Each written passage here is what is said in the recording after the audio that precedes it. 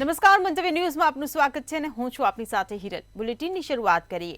રાજ્યમાં થયેલા બીઝેડ કૌભાંડને લઈને સીઆઈડી ક્રાઇમના એસપી હિમાંશુ શર્માનું નિવેદન સામે આવ્યું છે। 4 વિવિધ કંપનીઓમાંથી 2020થી 2024 સુધી નોંધણી કરવામાં આવી છે, જેમાં 4 કંપનીના 16 ખાતાઓમાંથી 360 કરોડના વ્યવહાર મળ્યા છે। આ તમામ બેંક એકાઉન્ટ હાલ ફ્રીઝ કરવાની કાર્યવાહી હાથ ધરવામાં આવી છે। બીઝેડની એક બ્રાન્ચમાંથી 52 કરોડ રોકડાનું રોકાણ કર્યાનું ખુલ્યું છે। ભૂપેન્દ્રસિંહ ઝાલાએ 100 કરોડથી વધુની 17 જેટલી મિલકતો વસાવી છે। રાજ્યના 8 જિલ્લાના ફસાયેલ 100 અરજદારોના નિવેદનો લેવામાં આવ્યા છે। બીઝેડ કૌભાંડમાં નવા ખુલાસા થયા છે। 4 કંપનીના 16 ખાતામાંથી 360 કરોડના વ્યવહાર મળી આવ્યા છે। તો ભૂપેન્દ્રસિંહ ઝાલાએ 100 કરોડની 17 મિલકત વસાવી હોવાનું આ તપાસમાં ખુલાસો થયો છે। તો તપાસનો ધમધમાટ શરૂ છે। એક પછી એક ખુલાસા થઈ રહ્યા છે। ત્યારે બીઝેડની એક બ્રાન્ચમાંથી 52 કરોડનું રોકાણ કર્યું હોવાનો ખુલાસો થયો છે। ત્યારે 2020થી 2024 સુધી 4 કંપનીઓમાંથી નોંધણી કરવામાં આવી હતી। તો બીઝેડ કૌભાંડને લઈને સીઆઈડી ક્રાઇમના એસપીનું નિવેદન સામે આવ્યું છે। 4 કંપનીના 16 ખાતામાંથી 360 કરોડના વ્યવહાર મળી આવ્યા છે। તો બીઝેડ કૌભાંડમાં નવા ખુલાસા થઈ રહ્યા છે। તમામ બેંક એકાઉન્ટ હાલ ફ્રીઝ કરવાની કાર્યવાહી તેજ કરવામાં આવી છે। ત્યારે 8 જિલ્લાના ફસાયેલ 100 અરજદારોના નિવેદનો લેવામાં આવ્યા છે। તો ભૂપેન્દ્રસિંહ ઝાલાએ 100 કરોડની 17 મિલકત વસાવી હોવાનો ખુલાસો થયો છે। તો ભૂપેન્દ્રસિંહ મયુર દરજીની 9 કરોડની ગાડીઓ પણ જપ્ત કરવામાં આવી છે। 2020થી 24 સુધી 4 કંપનીઓમાંથી આ વ્યવહારો મળી આવ્યા।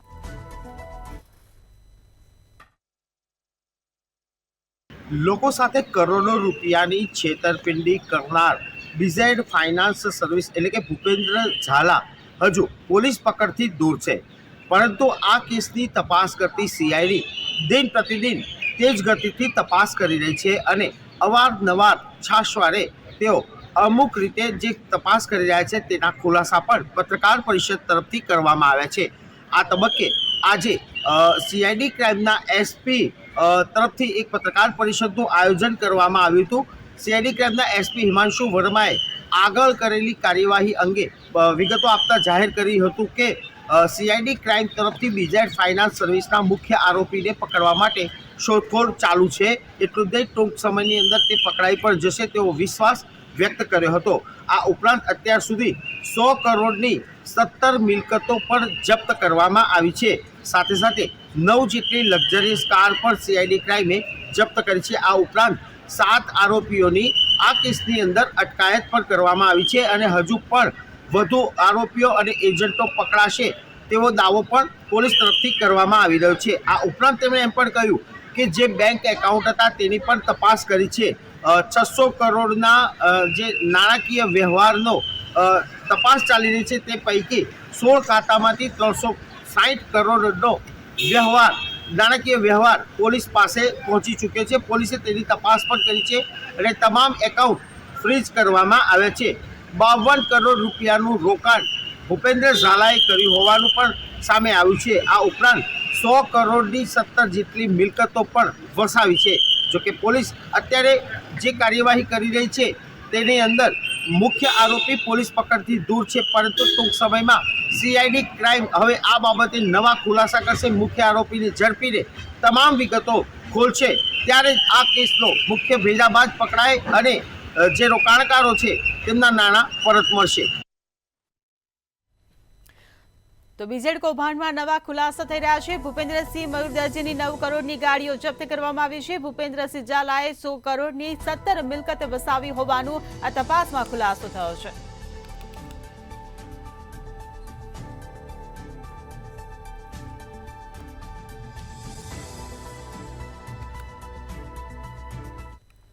ગાંધીનગરમાં સ્થાનિક સ્વરાજની ચૂંટણીઓ પહેલા સીએમ ભૂપેન્દ્ર પટેલની ઉપસ્થિતિમાં સમીક્ષા બેઠક યોજાઈ હતી, જેમાં તમામ જિલ્લાના વિકાસ કામોની સમીક્ષા માટે મહત્વની બેઠક મળી હતી। જિલ્લા કલેક્ટરોને વિકાસના કામો અને મહેસૂલી બાબતો પર વિશેષ ધ્યાન આપવા વિશેષ સૂચના આપવામાં આવી હતી. આ સાથે લેન્ડ ગ્રેબિંગના કાયદા હેઠળ તબક્કાવાર સમીક્ષા બેઠક કરવા ટકોર કરવામાં આવી હતી. સરકારી જમીનો પરના દબાણો દૂર કરવા અને રોડ રસ્તાના કામો સમય મર્યાદામાં પૂરા કરવા માટેની સૂચના આપવામાં આવી હતી. વિકાસ કામોની સમીક્ષા આ બેઠકમાં કરવામાં આવી છે. જિલ્લા કલેક્ટરોને વિકાસના કામો કરવા માટે મુખ્યમંત્રીએ સૂચના આપી છે. ત્યારે મુખ્યમંત્રીના અધ્યક્ષસ્થાને આ બેઠક મળી હતી. સ્થાનિક સ્વરાજ્યની ચૂંટણીઓની જાહેરાત પહેલા મુખ્યમંત્રીએ ભૂપેન્દ્રભાઈ પટેલે તમામ જિલ્લા કલેક્ટરો અને જિલ્લા વિકાસ અધિકારીઓની ખાસ બેઠક આજે બોલાવી હતી. તાત્કાલિક બોલાવેલી બેઠકની અંદર વિશેષ વિકાસના કામોની સમીક્ષા કરવામાં આવી હતી. આ ઉપરાંત સરકારી જમીન ઉપર થતા ગેરકાયદેસર દબાણ તેમજ લેન્ડ ગ્રેબિંગમાં કરેલી કાર્યવાહીના લેખાજોખા મુખ્યમંત્રી ભૂપેન્દ્રભાઈ પટેલે કર્યા હતા. તમામ જિલ્લા કલેક્ટરોને વિકાસના કામો સમય મર્યાદામાં પૂરા કરવાની પણ ટકોર કરી હતી. આ ઉપરાંત લેન્ડ ગ્રેબિંગ કેસમાં જે ભૂમાફિયાઓ છે તેમને સામે કડક કાર્યવાહી કરવા તેમજ નિર્દોષોને ન્યાય અપાવવા માટે કલેક્ટર કક્ષાએથી સંપૂર્ણ કવાયત હાથ ધરવામાં આવે તેવી પણ એક સૂચના આપી હતી. આ ઉપરાંત તેમણે એમ પણ કહ્યું હતું કે વિકાસના જે પણ કામો છે તે ઝડપથી પૂરા કરવા જોઈએ. આ સાથે સાથે રાજ્ય સરકાર તેમજ કેન્દ્ર સરકારની જે સરકારી યોજનાઓ છે તેના લાભાર્થીઓ છે તેનો લાભ છેવાડાના માનવી સુધી ચોક્કસ પહોંચે અને તેનું મોનિટરિંગ કલેક્ટર કક્ષાએથી થાય તેવો એક આગ્રહ રાખ્યો હતો.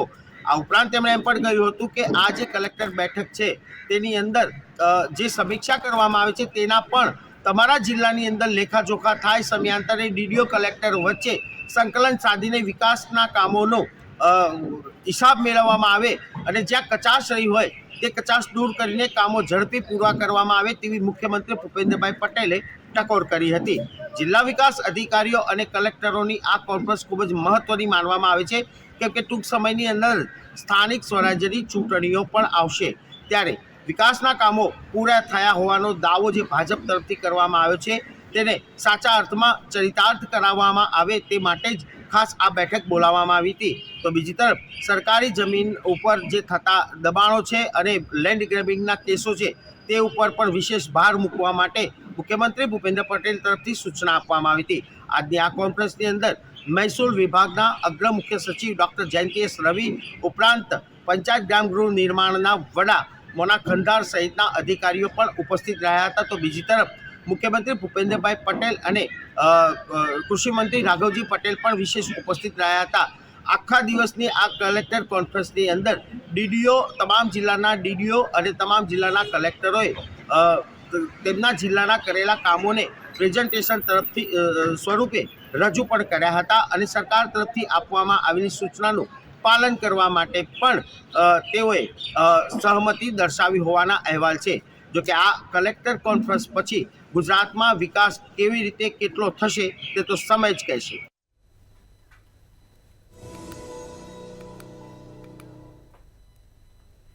અમદાવાદ નરોડાની શેલ્બી હોસ્પિટલ વિવાદમાં આવી છે.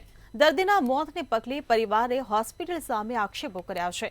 પગની સારવાર માટે દર્દીને લાવ્યા શેલ્બી હોસ્પિટલ હતા અને હોસ્પિટલમાં પીએમજેવાય યોજનામાં પગનું ઓપરેશન કરાવ્યું હતું.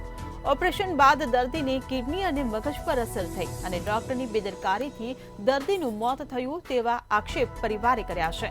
વેન્ટિલેટર પર સારવાર દરમિયાન જ દર્દીનું મોત થયું હતું અને બિલ પેટે 10 લાખ ખર્ચ થયો હોવાનું હોસ્પિટલે જણાવ્યું હતું. સરકાર આવી હોસ્પિટલો સામે કાર્યવાહી કરે તેવી માંગ કરવામાં આવી છે. આ અંગે પરિવારજનોએ નિકોલ પોલીસ સ્ટેશનમાં ફરિયાદ કરી છે, પરંતુ આ અંગે કોઈ કાર્યવાહી થશે કે કેમ તે હવે આગામી સમયમાં જોવાનું રહ્યું. તો શેલ્બી હોસ્પિટલ વિવાદમાં આવી છે. હોસ્પિટલમાં પીએમજેવાય યોજનામાં પગનું ઓપરેશન કર્યું. ઓપરેશન બાદ દર્દીને કિડની અને મગજ પર અસર થઈ હોવાનો પરિવારજનોએ આક્ષેપ કર્યો છે. તો દર્દીના મોતને પગલે પરિવારના હોસ્પિટલ સામે આક્ષેપો આવ્યા છે. ડોક્ટરની બેદરકારીથી દર્દીનું મોત થયું હોવાનો પરિવારજનોએ આક્ષેપ લગાવ્યો છે. તો હોસ્પિટલમાં પીએમજેવાય યોજનામાં પગનું ઓપરેશન કરવામાં આવ્યું હતું. તે દર્દીનું વેન્ટિલેટર પર મોત નીપજ્યું છે. ત્યારે સરકાર આવી હોસ્પિટલો સામે કાર્યવાહી કરે તેવી પરિવારજનો દ્વારા માંગણી કરવામાં આવી છે. ત્યારે અમદાવાદના નરોડાની શેલ્બી હોસ્પિટલ વિવાદમાં આવી છે. તો પગની સારવાર માટે દર્દીને હોસ્પિટલ લાવવામાં આવ્યા હતા, પરંતુ હોસ્પિટલમાં પીએમજેવાય યોજનામાં પગનું ઓપરેશન કરવામાં આવ્યું, ત્યારે ઓપરેશન બાદ દર્દીને કિડની અને મગજ પર અસર થઈ હતી. તો વેન્ટિલેટર પર સારવાર દરમિયાન જ આ દર્દીનું મોત થયું હતું. અમદાવાદ શહેરની ખ્યાતિ હોસ્પિટલ બાદ વધુ એક હોસ્પિટલ વિવાદમાં આવી છે, જેમાં પીએમજેવાયમાં કૌભાંડ થયું હોવાનું દર્દીના પરિવારજનો દ્વારા આક્ષેપ કરવામાં આવ્યો છે. નરોડામાં આવેલી સેલ્બી હોસ્પિટલ ફરી એકવાર વિવાદમાં આવી છે. ત્યાં છેલ્લા 1 મહિના પહેલા એક દર્દીનું પગનું ઓપરેશન કરવામાં આવ્યું હતું, પરંતુ પગના ઓપરેશન કર્યા બાદ દર્દીને કિડની અને મગજ ઉપર અસર થવાનો પરિવારજનો દ્વારા આક્ષેપ કરવામાં આવ્યો હતો અને ત્યારબાદ દર્દી 1 મહિના સુધી કોમામાં રહ્યો હતો અને ત્યારબાદ દર્દીને મૃત જાહેર કરવામાં આવ્યો હતો. પરંતુ દર્દીઓ દ્વારા હોસ્પિટલ ઉપર આક્ષેપ કરવામાં આવ્યો છે કે પીએમજેવાય યોજના હેઠળ જે ખોટા નાણાં છે તે ઉઘરાવવામાં આવ્યા છે અને યોજના હેઠળ દર્દીનું ઓપરેશન પણ કરવામાં નથી આવ્યું. બાકીના જે 10 લાખ જેટલો સારવારનો ખર્ચો થયો હતો તે દર્દીના પરિવારજનો પાસેથી હોસ્પિટલ દ્વારા માંગવામાં આવ્યો હતો. ત્યારે હવે આ સમગ્ર વિવાદ મામલે હોસ્પિટલના સત્તાધીશો છે તે ખોટા છે અને દર્દીના તમામ જે ઓપરેશન છે તે પીએમજેવાયની યોજના હેઠળ જ કરવામાં આવ્યા હતા અને દર્દીને પગની સારવાર કર્યા બાદ ઓપરેશનની કોઈ પણ પ્રકારની આડઅસર થઈ ન હતી અને દર્દીને અન્ય પણ શરીરમાં જે બીમારીઓ છે તે હતી અને તેના કારણે દર્દી છે તે કોમામાં જતા રહ્યા હતા અને પરિવારજનોને દર્દીની માંદગીને લઈને પણ અવારનવાર જે પ્રતિક્રિયાઓ છે તે આપવામાં આવતી હતી. પરંતુ હવે નિકોલ પોલીસ સ્ટેશનમાં દર્દીના સગાઓ દ્વારા જે ફરિયાદ છે તે નોંધાવવામાં આવી છે અને દર્દીના સગાનો આક્ષેપ છે કે મૃતક દર્દીનું જે મૃત્યુ થયું છે તે હોસ્પિટલની બેદરકારીને લીધે થયું છે અને હજુ પણ ગુજરાતમાં આ ખ્યાતિ હોસ્પિટલ જેવી અનેક પ્રાઇવેટ હોસ્પિટલો છે કે જે સરકારી યોજનાના જે નાણાં છે તેનો ગેરફાયદો કરી રહી છે, ત્યારે સરકાર પણ આમાં તપાસ કરે તેવી માંગણી કરવામાં આવી છે. તો ડોક્ટરની બેદરકારીથી દર્દીનું મોત થયું હોવાનો પરિવારજનોએ આક્ષેપ કર્યો. ત્યારે સરકાર આવી હોસ્પિટલો સામે કાર્યવાહી કરે તેવી માંગ પરિવારજનો દ્વારા કરવામાં આવી છે. હોસ્પિટલમાં પીએમજેવાય યોજનામાં પગનું ઓપરેશન કરવામાં આવ્યું હતું અને આ ઓપરેશન કર્યા બાદ પગ, મગજ અને મગજ પર અસર થઈ હતી.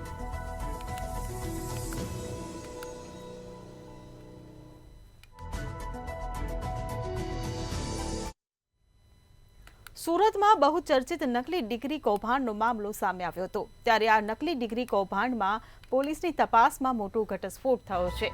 રાજ્યમાં 4000 નકલી ડોક્ટર હોવાનું સામે આવ્યું છે. રાજ્યમાં 1281 બોગસ ડોક્ટર પ્રેક્ટિસ કરતા હોવાનો ઘટસ્ફોટ થયો છે. 4000 નકલી ડોક્ટરો ગુજરાતમાં સૌથી વધુ સુરતમાં અને બીજા નંબરે અમદાવાદ છે, જ્યારે 2719 નકલી ડિગ્રી ધરાવતા ડોક્ટરોનું કોઈ ઠેકાણું જ નથી. સુરત પોલીસે પકડેલા મુખ્ય સૂત્રધારોની તપાસમાં ઘટસ્ફોટ થયો છે, જ્યારે 1281 નકલી તબીબ પોલીસ પકડથી દૂર છે, તેમજ 2719નો કોઈ અતોપતો જ નથી. હાલ રાજ્યમાં નકલીઓની ભરમાર ચાલી રહી છે, ત્યારે થોડા સમય અગાઉ સુરતમાંથી નકલી ડોક્ટરનું કૌભાંડ સામે આવ્યું હતું. ત્યારે હવે પોલીસની તપાસમાં એક મોટો જ ઘટસ્ફોટ થયો છે કે આ નકલી ડોક્ટરનું કૌભાંડ કઈ રીતે ચાલતું હતું અને આખા રાજ્યમાં નકલી ડોક્ટરોનો વેપલો, ડિગ્રીઓનો વેપલો પણ કરવામાં આવતો હતો. માત્ર 70,000 રૂપિયા જેવી નજીવી રકમમાં આ નકલી ડોક્ટરો છે તે ડિગ્રી આપી દેતા હતા અને સમગ્ર રાજ્યમાંથી સુરતમાં નકલી ડોક્ટર બનવા માટેના જે ડિગ્રી છે તે લેવા માટે આવતા હતા. તેમાં સૌથી વધારે નકલી ડોક્ટરો સુરતમાં છે, તેની સાથે બીજા નંબર ઉપર અમદાવાદ છે કે જ્યાં નકલી ડોક્ટરો સૌથી વધારે છે. આખા રાજ્યની જો વાત કરવામાં આવે તો 4000 જેટલા નકલી ડોક્ટરો ગુજરાતમાં છે અને તેમાંથી 2800 જેટલા ડોક્ટર અત્યારે પ્રેક્ટિસ કરી રહ્યા છે અને તેમાંથી 1300 જેટલા ડોક્ટરો તો ઓફિશિયલ જે સરકારની સાઇટ છે તેમાંથી પોલીસને આ રેકોર્ડ મળ્યો છે. સાથે સાથે હવે આ 1300 ડોક્ટરો ક્યાં પ્રેક્ટિસ કરી રહ્યા છે તેની પણ તપાસ કરવામાં આવી રહી છે. પરંતુ અત્યારે જે સુરત પોલીસ છે તે આ આખે મામલાની તપાસ કરી રહી છે અને આ પૂરેપૂરા જે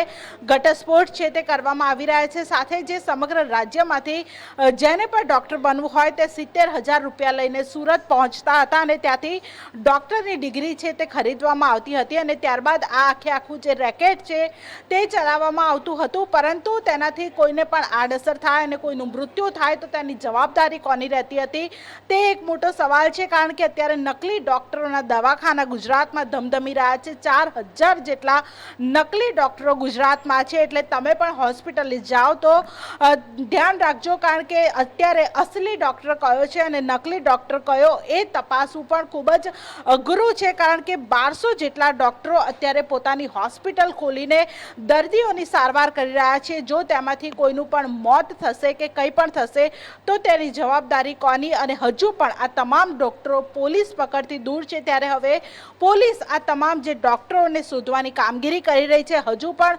કયા ડૉક્ટરો ક્યાંથી બન્યા હતા, કઈ પ્રકારે તેમણે ડિગ્રી મેળવી હતી, કયા કોઈ આધાર પુરાવા આ નકલી ડૉક્ટર બનાવવા માટે કોઈ પ્રમાણપત્ર રજૂ કર્યું હતું કે કેમ, તેના આધારે જે તપાસ છે તે ચાલી રહી છે. કારણ કે કઈ રીતે આ 4000 ડૉક્ટરો સુધી પહોંચવું અને તેમને કઈ રીતે પકડવા અને લોકોની જિંદગી કઈ રીતે બચાવવી તેના માટે જે સુરત પોલીસ છે તે હાલ કામગીરી કરી રહી છે.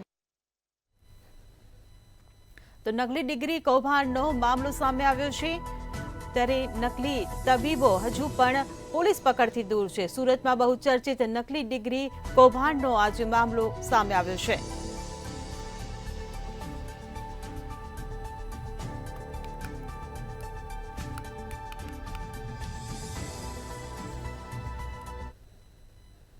સુરતના સારોલી પોલીસે કરોડોના સોના સાથે 2 આરોપીઓ ઝડપ્યા હોવાનું સામે આવ્યું છે. યોગ્ય જવાબ અને ડોક્યુમેન્ટ ન મળતા પોલીસે સોનું કબજે કર્યું હતું. બંને આરોપી ખાનગી કારમાં કાપડની અંદર સોનું છુપાવીને લઈ જતા હતા. સીમાડા ચેકપોસ્ટ પાસે વાહન ચેકિંગ દરમિયાન કરોડોનું સોનું ઝડપાયું હતું. મૈદરપુરાથી ઉભેડ ફેક્ટરીમાં સોનું લઈ જતા હોવાનું આરોપીઓ દ્વારા રટિંગ કરવામાં આવી રહ્યું છે. ત્યારે પોલીસ દ્વારા ₹9 કરોડથી વધુનું 15 કિલો જેટલું સોનું જપ્ત કરવામાં આવ્યું હતું. તો કરોડોના સોના સાથે 2 શખ્સની ધરપકડ કરવામાં આવી છે. પોલીસે ₹9 કરોડથી વધુનું 15 કિલો જેટલું સોનું જપ્ત કર્યું છે. તો કરોડોના સોના સાથે 2ની ધરપકડ કરવામાં આવી છે. ખાનગી કારમાં કાપડની અંદર છુપાવીને આ સોનું લઈ જવામાં આવી રહ્યું હતું. ત્યારે પોલીસે આરોપીઓની ધરપકડ કરી લીધી છે. તો સુરતના સારોલી પોલીસે કરોડોના સોના સાથે 2 આરોપીને ઝડપી પાડ્યા છે.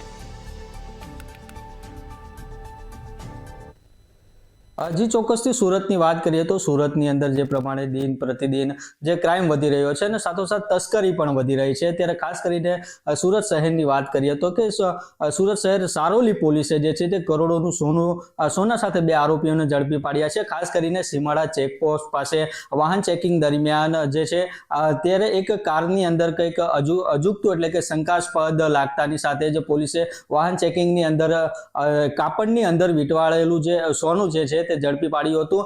વાહન ચેકિંગ દરમિયાન જે 2 ઈસમો હતા તેઓની પૂછપરછ કરી હતી અને કહ્યું હતું કે આની અંદર શું છે. ત્યારે કોઈ અજુગતો કોઈ પણ યોગ્ય જવાબ અને ડોક્યુમેન્ટ ન મળતા તેઓને ડાઉટ થયું હતું કે ક્યાંક ને ક્યાંક સોનું જે છે તેની હાલ હેરાફેરી થઈ રહી છે.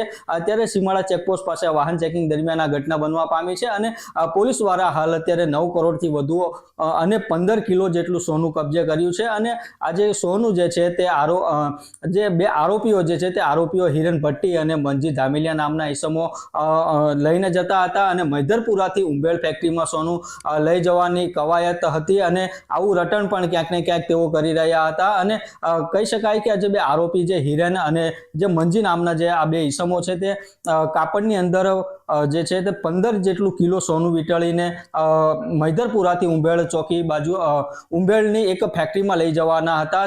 ત્યારે જ સીમાડા ચેકપોસ્ટ પાસે આ જે સોનું છે તે સારોલી પોલીસે ઝડપી પાડ્યું છે. જો કે હાલ તો પોલીસે મુદ્દામાલ સાથે આરોપીઓને ઝડપી પાડ્યા છે અને કાયદેસરની કાર્યવાહી પણ હાથ ધરી છે. તો બીજી તરફ આ સોનું ક્યાંથી આવ્યું હતું અને કોની પાસેથી મંગાવ્યું હતું અને ક્યાં જવાનું હતું અને કેટલા લોકો આમાં ઇન્વોલ્વ છે તે પણ હાલ અત્યારે પોલીસે આ જે તપાસનો ધમધમાટ જે છે તે શરૂ કરવામાં આવ્યો છે.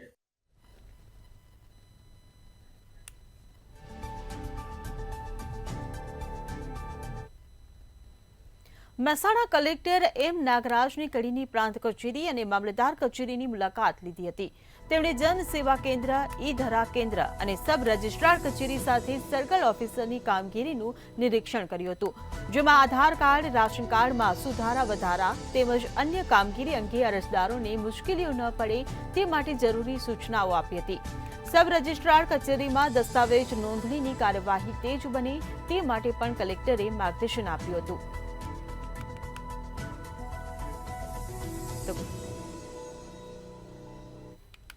જિલ્લા કલેક્ટર એમ નાગરાજન દ્વારા નિરીક્ષણ કરવામાં આવ્યું છે અને મહેસાણા કલેક્ટર પહોંચ્યા કડી પ્રાંત કચેરી અને મામલતદાર કચેરીનું નિરીક્ષણ કર્યું હતું અને મહેસાણા કલેક્ટર એમ નાગરાજન કડીની પ્રાંત કચેરી અને મામલતદાર કચેરીની મુલાકાત લીધી હતી.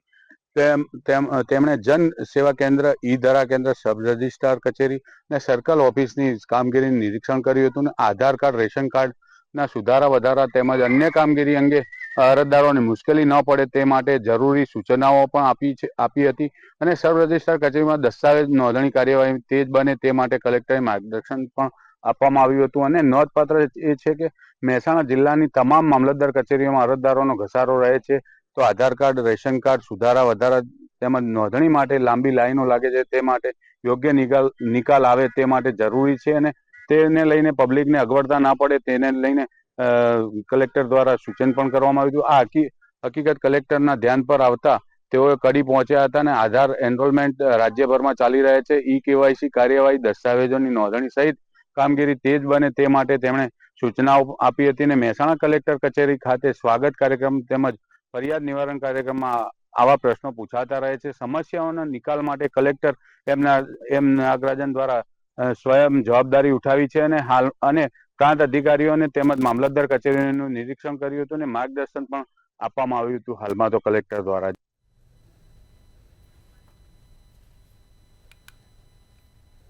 રાજકોટ દક્ષિણના ધારાસભ્ય રમેશ તિલાડાએ અશાંત ધારાને લઈને રજૂઆત કરી છે. વોર્ડ નંબર 7, 8 અને 14માં અશાંત ધારો લાગુ કરવાની માંગ કરી છે.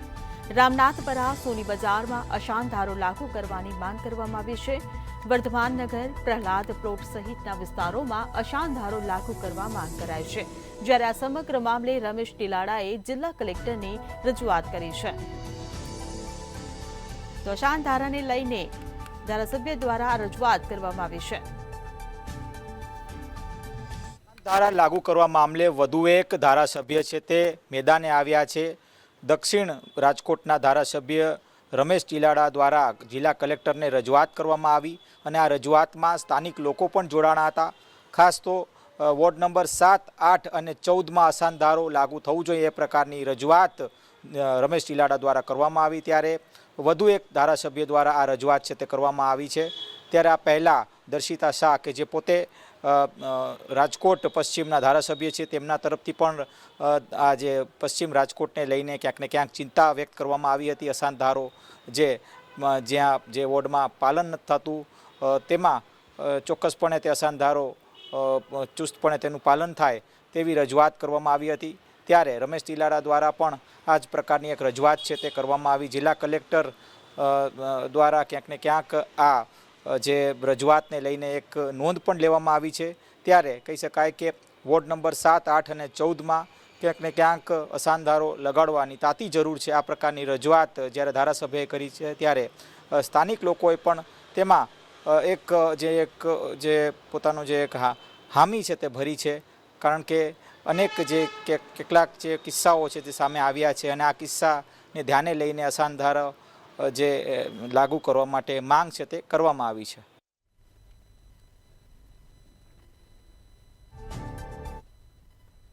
દેશની ઉત્તરી દિશાએ પડેલી ભારે હિમવર્ષાની અસર હેઠળ છેક કચ્છ સુધી પહોંચતા ડંખીલા ઠારથી જિલ્લાનું વાતાવરણ સતત ઠંડુગાર બની રહ્યું છે.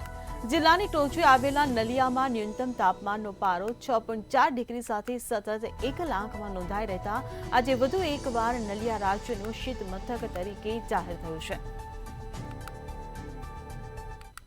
કચ્છમાં શીત લહેરને કારણે કચ્છ વિસ્તાર છે તે ઠંડુગાર બન્યું છે.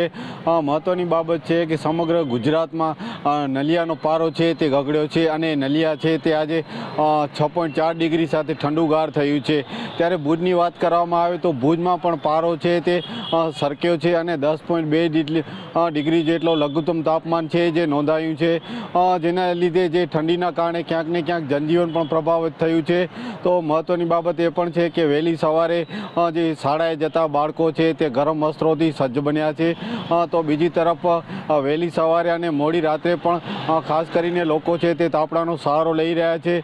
તો સાથોસાથ જે રીતના હાલ ઠંડી વર્તાય છે જેને કારણે ક્યાંક ને ક્યાંક પશુધન છે તેમાં પણ જે માલધારીઓ છે ચિંતિત બન્યા છે. કારણ કે ઠંડીના કારણે જે પશુઓ છે તેમનામાં જે દૂધનું ઉત્પાદન છે તે ઘટ્યું છે જેના કારણે માલધારીઓ છે તે ચિંતિત બન્યા છે. ત્યારે ખાસ કરીને જે ઉત્તર ભારતથી થતી હિમવર્ષાના કારણે સીધા જે પવનો છે ઠંડાગાર પવનો કચ્છ તરફ ફંટાય છે જેના કારણે ક્યાંક ને ક્યાંક જે પશ્ચિમ કચ્છનો વિસ્તાર છે નલિયા તે શીતગાર બન્યું હોય તેવું લાગી રહ્યું છે. ત્યારે આવનાર દિવસોમાં પણ જે હવામાન વિભાગ દ્વારા જે કહેવામાં આવ્યું છે કે જે નલિયા સહિત જે રણકાંધીનો વિસ્તાર છે તે ઠંડુગાર રહેશે અને હવામાન દ્વારા જે વ્યક્ત કરવામાં આવ્યું છે કે જે શીત લહેરને કારણે ક્યાંક ને ક્યાંક લોકોને પણ ઠંડીનો સામનો કરવો પડશે.